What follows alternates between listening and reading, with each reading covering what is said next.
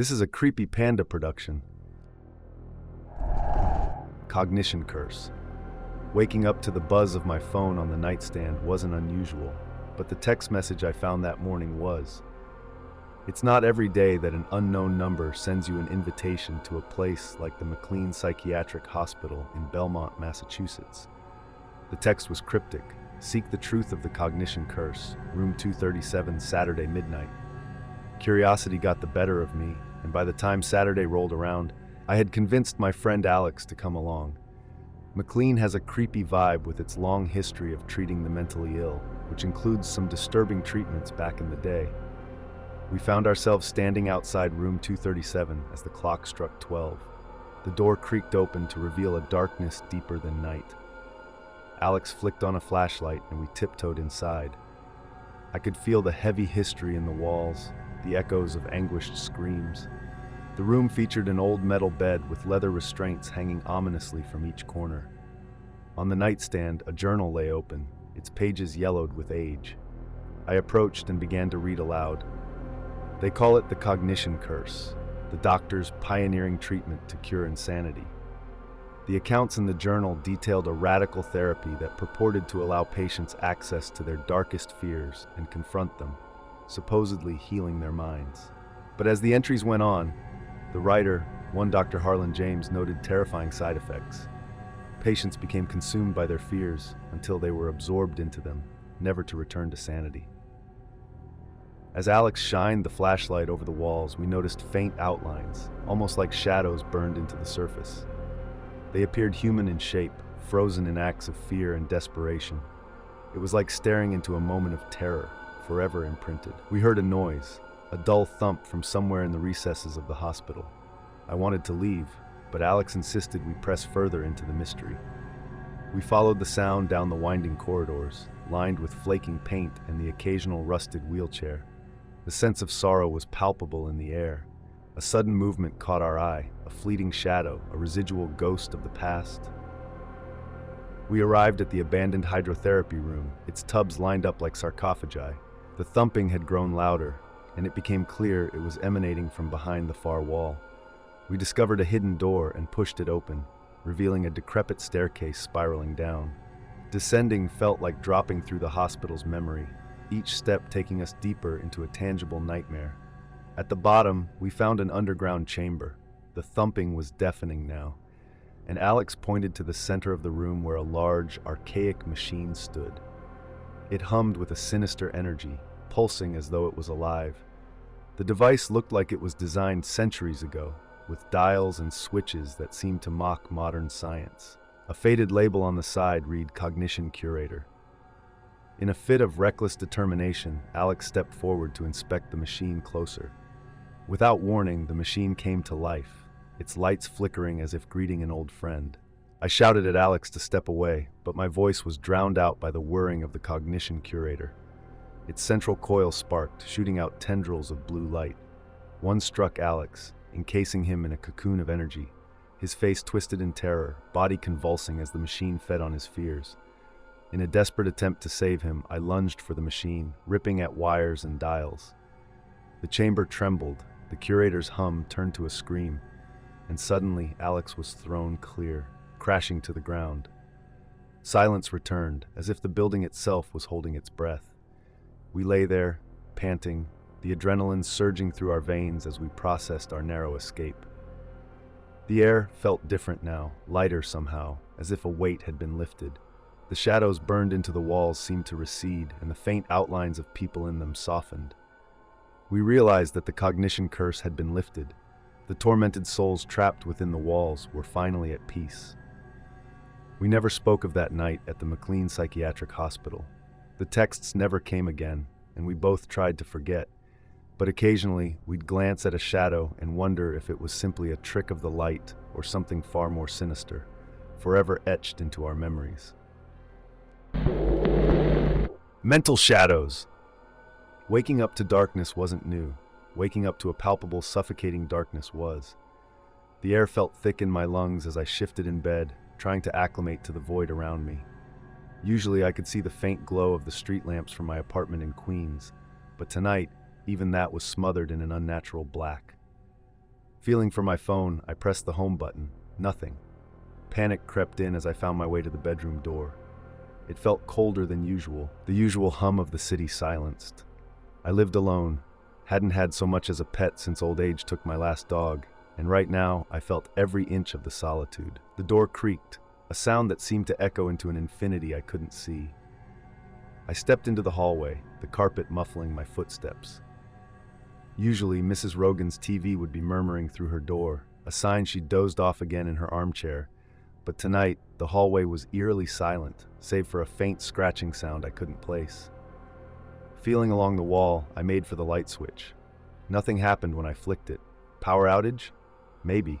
But there was something else, an unusual cold that seemed out of place, even for the creeping chill of an early New York November. I decided to head to the lobby, convinced the doorman would have some explanation. A generator, maybe. With each step, the silence grew heavier, like the night was holding its breath. The elevator was out, so I took the stairs, the scratching sound growing louder as I descended. Reaching the lobby, I realized the sound was coming from outside, like fingernails against glass. The doorman's desk was empty. Instead of the usual comfort of another human's presence, there was just another pocket of darkness. Hello? My voice sounded frail and out of place. No answer. I approached the front doors, the scratching intensifying, and as my hand met the cold glass, I saw it there in the dark beyond eyes, not one pair but dozens all fixed on me. I recoiled, heart sprinting. Remembering the back door, I turned and raced through the rear corridors of the building, aiming for the service exit. Something was very wrong, and the eyes outside were just the beginning of it. The door led out to the alley, and the chill of outside hit me. Here the city felt dead. No sirens, no late-night revelers returning home from bars, nothing. The Empire State Building, a beacon on any given night, was lost in the same oppressive dark. Then, the cold around me shifted, and out of the shadows, a figure emerged, its form hazy as though made of smoke. It had no eyes that I could see, but I felt it watching me. "You are not safe," it whispered, a voice like the wind through dead leaves. I didn't need telling twice. I took off, sprinting down the alleyway, away from the building, away from the figure. But no matter where I looked, those eyes followed. Taxis, police cars, bikes, they all lay abandoned on the streets, as if the entire city had been evacuated, leaving me behind. I happened upon a diner, still lit by some miracle, and lunged through the door.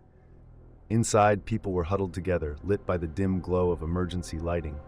Their faces were familiar, my neighbors, people I'd passed on the street. They all seemed to be nursing the same mix of fear and confusion. "You've seen it too, haven't you?" An old man asked, his voice a raspy whisper. They spoke of shadows and whispers, of the darkness that swallowed everything. And then it clicked. Mental shadows, an experimental therapy I'd been part of, one they said could cure insomnia by altering the brain's perception of night, of fear itself. "What if it wasn't just in our heads?" I murmured, drawing stairs. The therapy, the dreams, it was all connected. Somehow, what we feared in our sleep had crawled into reality. Someone produced a battery-powered radio. We tuned into static at first, then a voice declaring a citywide state of emergency. The darkness wasn't just here, it was everywhere. A plan formed. If this was born from us, our fears, maybe we could fight it. We had to face it, break its hold. We decided we'd start with the source, the therapy center at Columbia University Medical Center, where it had all begun. Gathering what little courage we had, our group ventured back into the dark. The streets were worse now. The eyes seemed to close in on us, the scratching becoming a cacophony. We reached the medical center, its once imposing structure now just a silhouette against the dark.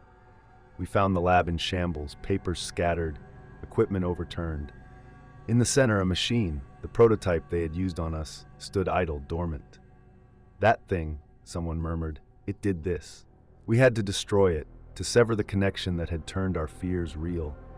I grabbed a metal chair and swung it at the machine, the impact ringing out. Others followed, destroying every piece of the cursed technology. As the last piece was shattered, a scream pierced the night. Not human, something else. The darkness writhed, the eyes blinked out, and then bit by bit, the city flickered back to life.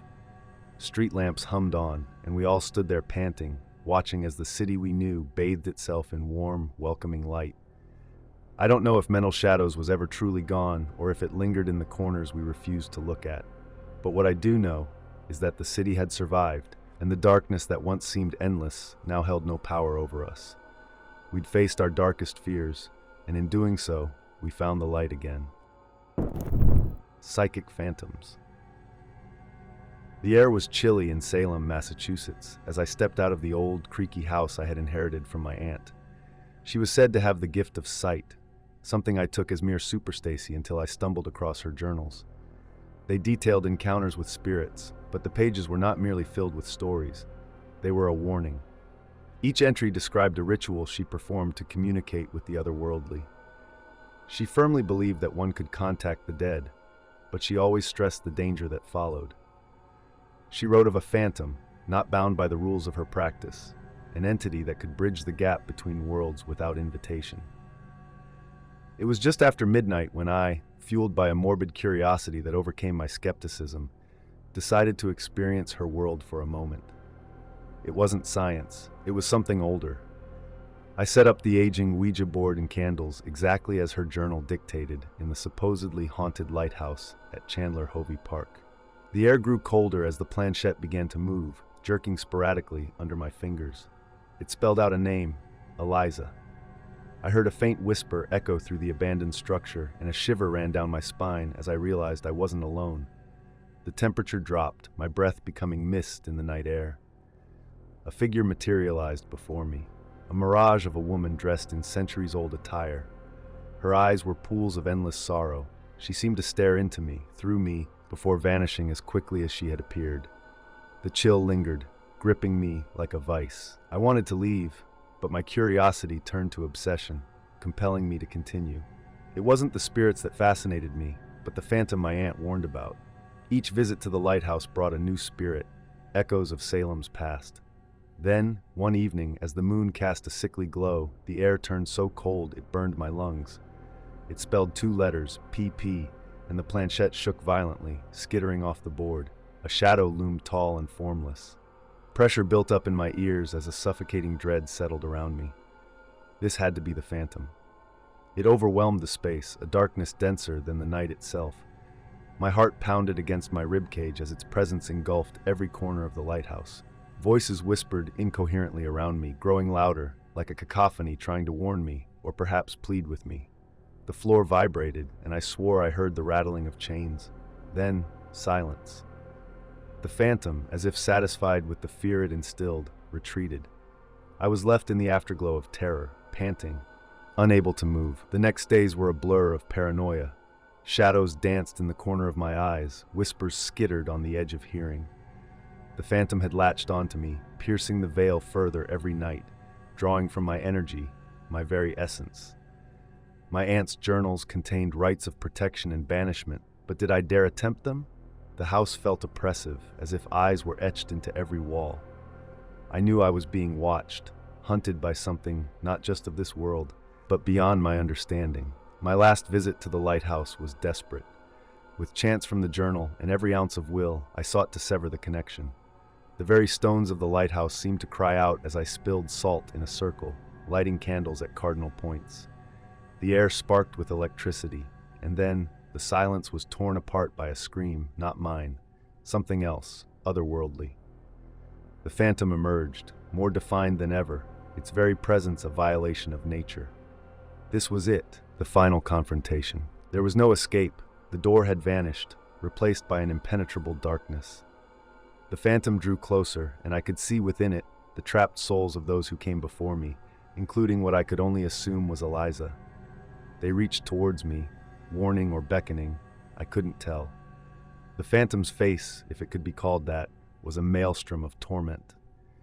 I uttered the final words of the rite just as it was upon me, and the world exploded in blinding light. When my vision cleared, the lighthouse was as it had always been, empty save for the rank smell of sea and the distant call of gulls. I stumbled out into the dawn, exhausted but alive. The connection was broken, the phantom banished. The rituals and chants had worked, but at what cost? Salem no longer felt like a sanctuary of history, but a prison housing psychic specters and their terrible secrets. My aunt's journals are locked away now, the lighthouse avoided. The phantom was gone, but I wasn't untouched. I'd see motion in the mirror that wasn't mine, feel sudden chills during scorching days, hear a whisper at the edge of sleep. Salem would forever be haunted, and so would I. Some doors, once opened, can never be fully closed. Telepathy Terror. The last thing you'd expect while browsing the dusty shelves of an old bookstore in downtown Portland is to stumble upon the supernatural.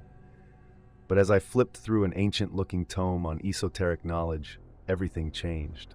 The book was penned in an unidentifiable script, diagrams of otherworldly concepts scattered across its pages. When my fingers traced one particular sigil, a chill cascaded through my body. That night, my dreams twisted into nightmares of shadowy figures, whispering forgotten languages. Days grew darker since the encounter with the mysterious book.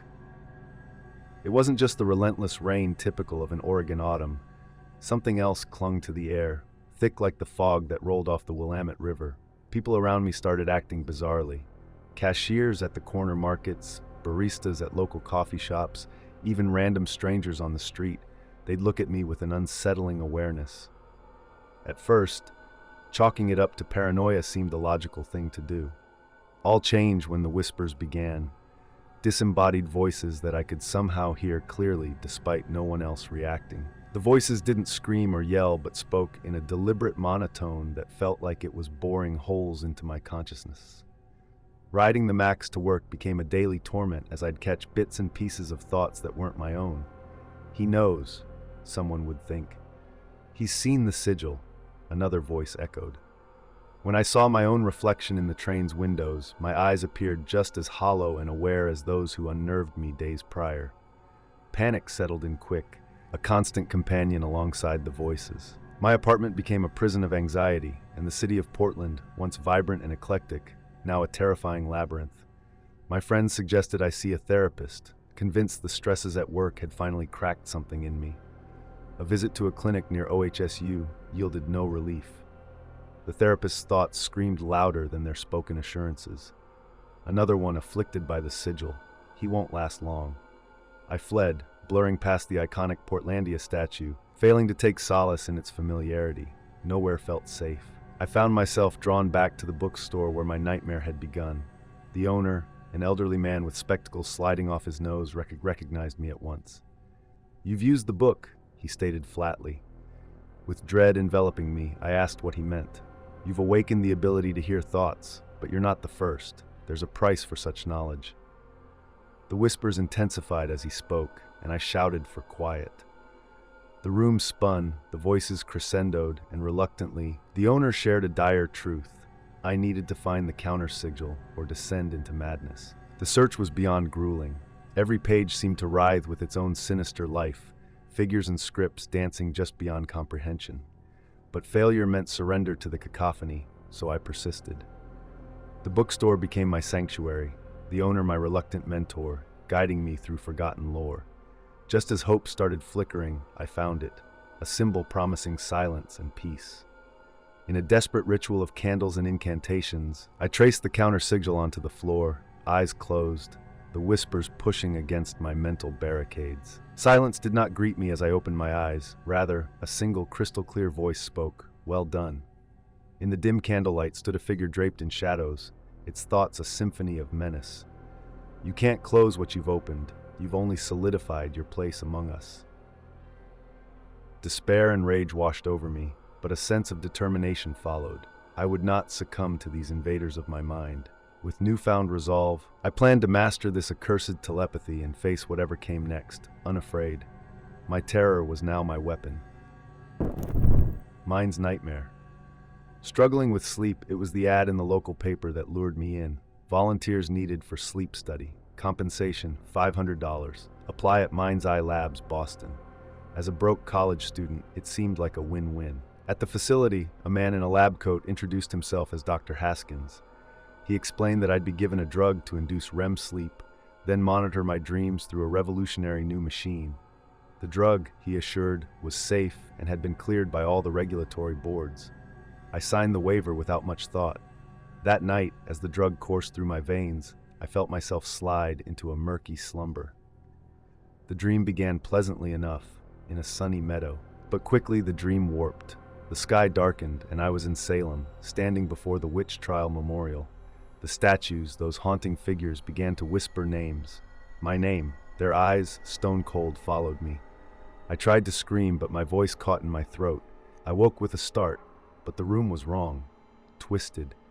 The walls bled shadows that whispered threats, and the air was thick with malice. I was sure I'd waken, but the nightmare clung to me. Dr. Haskins's voice came over an intercom.